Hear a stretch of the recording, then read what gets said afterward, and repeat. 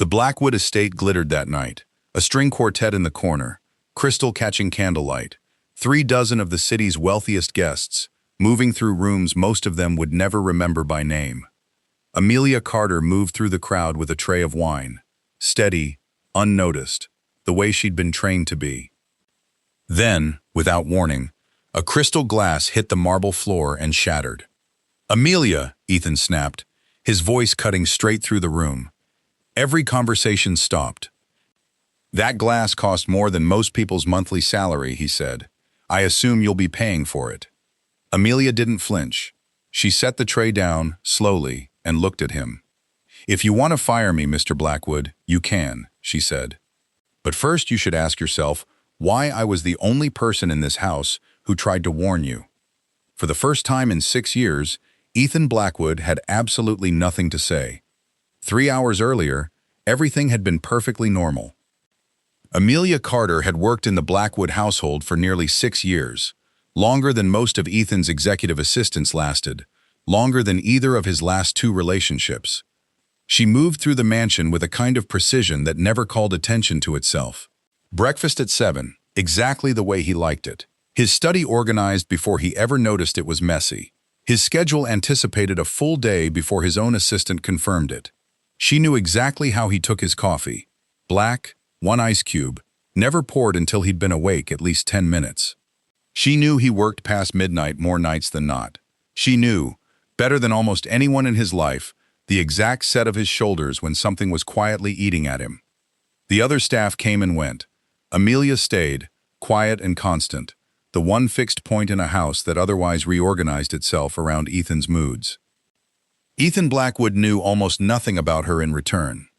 He knew her name, knew she was reliable, knew, vaguely, that she'd been with the household a while. Beyond that, in 6 years, he had never once asked her a single question about her life before Blackwood House.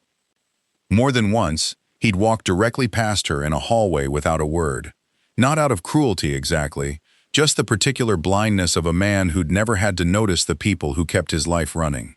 It never occurred to him that there might be something worth asking about. The party that Thursday was Ethan's largest of the year.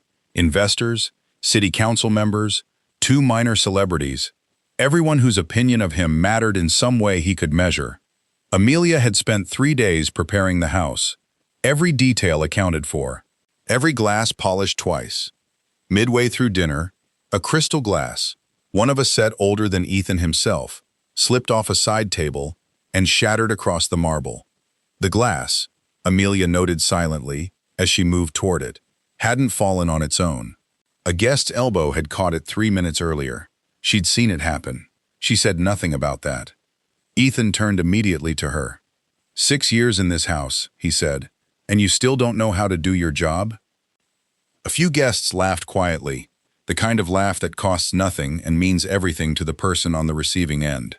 Amelia knelt, unhurried, and began gathering the broken glass with her bare hands, careful and precise. She didn't apologize. "I know exactly how to do my job," she said. It wasn't defiance exactly, it was simply a fact, stated plainly. But it landed harder in that room than any argument could have. Ethan's jaw tightened.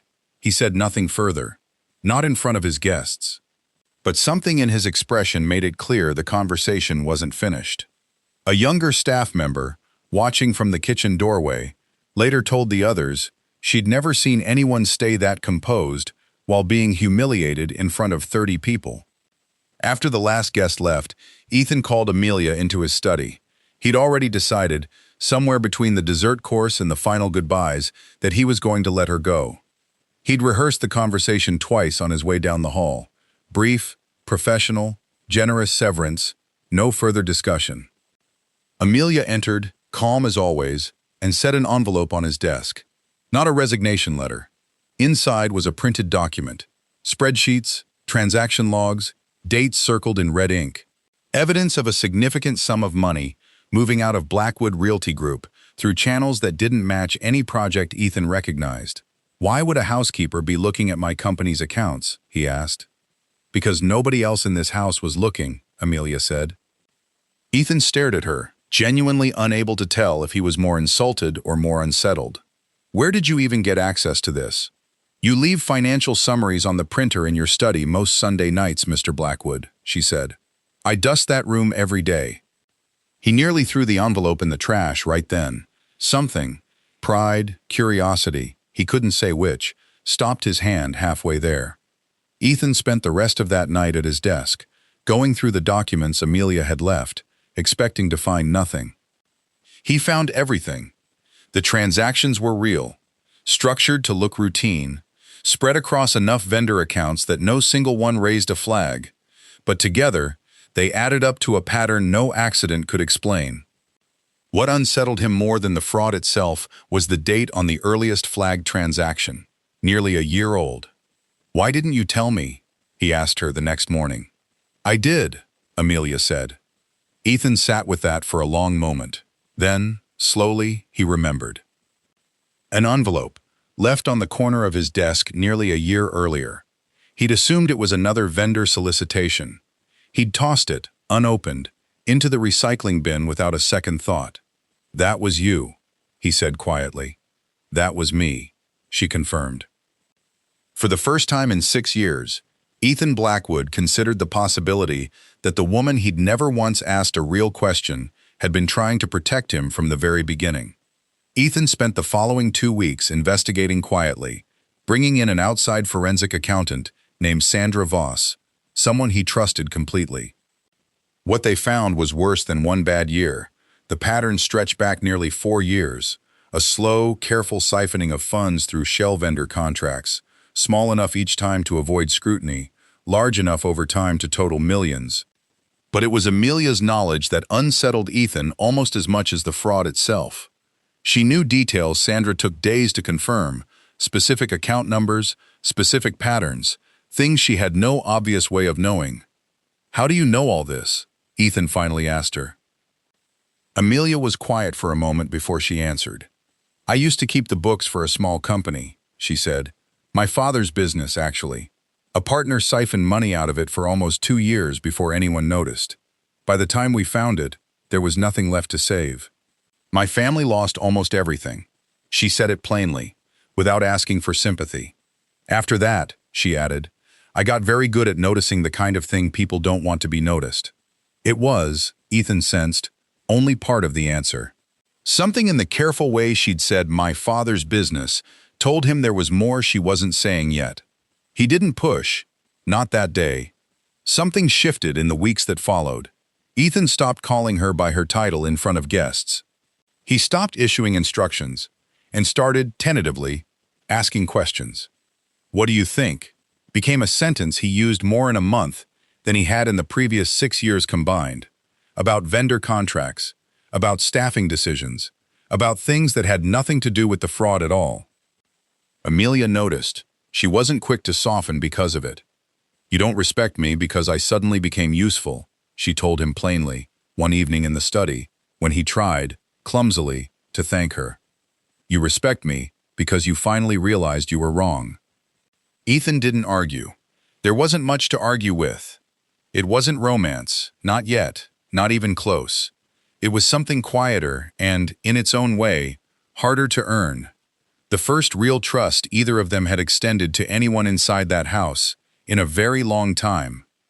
For the first time since she'd started working there, Amelia found herself, occasionally, staying a few minutes past the end of her shift, not because the work demanded it, but because the conversation did.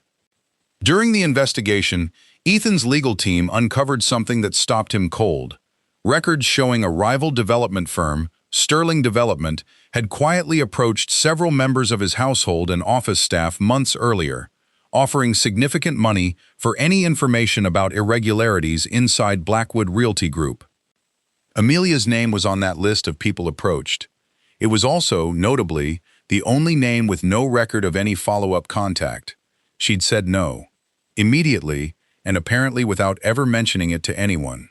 You could have sold what you knew, Ethan said, sitting across from her.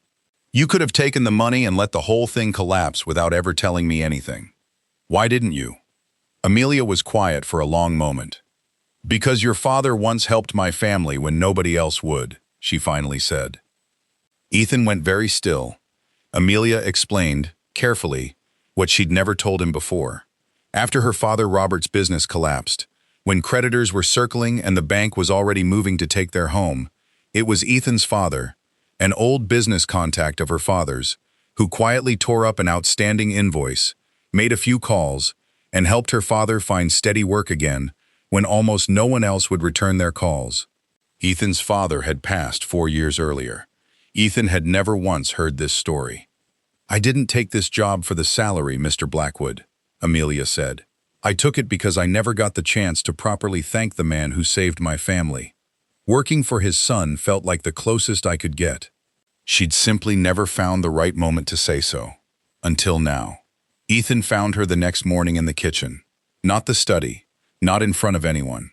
Just the two of them in the room where they'd crossed paths 1,000 quiet mornings before. "I treated you like you were invisible," he said. Amelia looked up from the coffee she was pouring, steady as always. "You didn't make me invisible, Mr. Blackwood," she said. "You just never looked." Ethan didn't have an answer for that. Not right away. After a long moment, he said the only honest thing he had left. "Then maybe I should start looking." Amelia allowed herself, for the first time in 6 years, something close to a real smile. Small, guarded, but real. Whatever came next between them, it wouldn't start with an apology in front of a crowded room, or a title, or a debt owed to a father neither of them could thank anymore. It would start, simply, with someone finally choosing to look.